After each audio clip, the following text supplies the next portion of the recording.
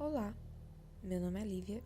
Esta é uma apresentação de um trabalho da cadeira de Direção de Arte para Multimídia do curso de Sistemas e Mídias Digitais e hoje contarei um pouco da história sobre os curiosos monumentos Spomenics. Primeiramente, o que são Spomenics? Traduzindo ao pé da letra, significa monumentos. Estas diferentes obras surgiram a partir da década de 1950, num território onde, na época, situava-se a chamada República Socialista Federativa da Iugoslávia, e eram carregados de significados políticos e ideológicos. Antes de tudo, precisamos nos situar no tempo e no espaço.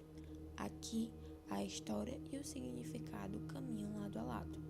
Como eu já havia dito antes, os monumentos começaram a surgir na década de 1950, ou seja, em um contexto histórico pós-Segunda Guerra Mundial, no meio da Guerra Fria, quando nações estavam à flor da pele lutando por seus ideais políticos, se consolidando, se fragmentando ou decidindo entre capitalismo e socialismo. Na recém-formada República da Iugoslávia não era diferente. Este foi um país formado a partir de 3 outras nações principais, que hoje são conhecidas como Sérvia, Croácia e Eslovênia.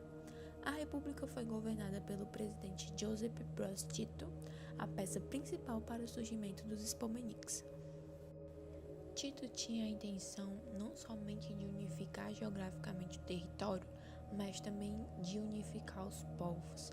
Ele pregava a unidade e a irmandade, princípios do socialismo, e almejava uma população livre de tensões étnicas, e os Spomenics foram uma parte curiosa desse seu grande plano. Com o fim da guerra, o sentimento era de devastação entre os países do lado que perdeu, mas campanhas dos governos incentivavam um olhar ao novo, ao futuro, e foi assim, seguindo essa ideia, que os Spomenics foram criados. Eles apontavam para um futuro que carregava as marcas do passado, sem perder suas origens, pois também serviam como memoriais para as sangrentas batalhas que aconteceram em cada território. Os monumentos estavam espalhados por todo o território, desde o litoral às montanhas, e tinham diversos formatos.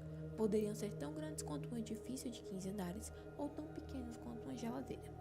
Não há um estudo certo que comprove a quantidade de monumentos, mas há uma publicação feita pela pesquisadora Nina Stevanovic mostrando que cerca de 14 mil memoriais foram construídos por todo o território até o ano de 1961. Caso esse ritmo continuasse o mesmo até a fragmentação da Iugoslávia, no início dos anos 1990, seriam cerca de 40 mil monumentos pelo país.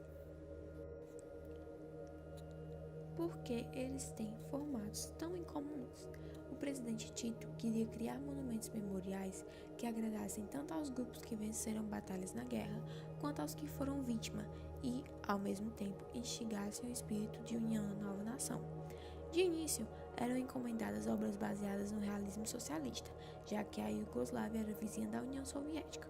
Porém, com o passar do tempo, a relação entre as duas nações azedou, e com isso, Tito começou a buscar em outros lugares novas referências artísticas.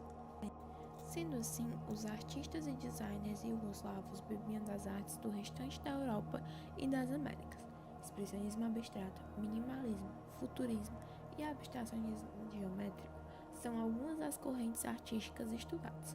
O investimento do presidente Tito e de muitos outros políticos influentes da época nas obras abstratas era pautado no argumento de que usar esse novo estilo iria ajudar na reconciliação étnica e religiosa da nação. O presidente Tito sabia que a ideia de unificar diferentes povos poderia ser frágil e ter pontos fracos. Um deles, os jovens que nasceram no pós-guerra e não entendiam a intensidade de uma guerra e de seu fim.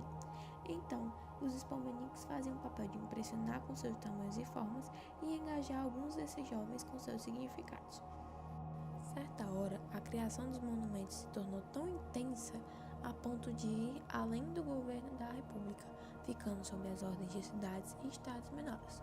Começaram a ocorrer competições de design, onde os designers eram livres para criar, mas a comissão organizadora não era muito específica em suas propostas. Por isso, muitas obras foram desclassificadas por não representarem, de acordo com o júri, os padrões pedidos. Contudo, a parte positiva de ter um júri composto principalmente por políticos e artistas era o fato de que era possível balancear e escolher monumentos que conseguiam ser artisticamente ousados e representar os ideais políticos da época. Por que tantos foram abandonados ou destruídos? Como o presidente Tito supôs, a ideia da unificação era frágil. Em uma época tão agressiva, não era de se impressionar que aqueles que se sentiram ofendidos pelos Spomeniks, afinal, eram símbolos de unificação e nem todos concordavam com isso, descontassem fisicamente contra os monumentos. Além do mais, ainda ocorriam batalhas internas entre os povos ou cidades e aqueles Spomeniks que tivessem no meio do fogo cruzado sofriam as consequências. Outro fator que colaborava para a destruição desses monumentos era o geográfico. Spomeniks em áreas muito remotas ou rurais eram de difícil manutenção, estavam desprotegidos e disponíveis para a ação da erosão ou de vândalos. E qual o legado dos Spomeniks? Atualmente, depois da fragmentação da Iugoslávia, depois de décadas de ressignificação e de novas histórias construídas sobre o território do que um dia foi o país, é possível encontrar Spomeniks com significados e funções que lhes foram atribuídas com o tempo. Alguns deixaram de ter qualquer significado político, cultural ou ideológico para o povo da região. Outros viraram importantes pontos turísticos, outros foram restaurados e ressignificados, outros permaneceram como eram, pois honravam a quem merecia, outros foram substituídos ou apagados por novos símbolos da localidade, como igrejas ou outros monumentos.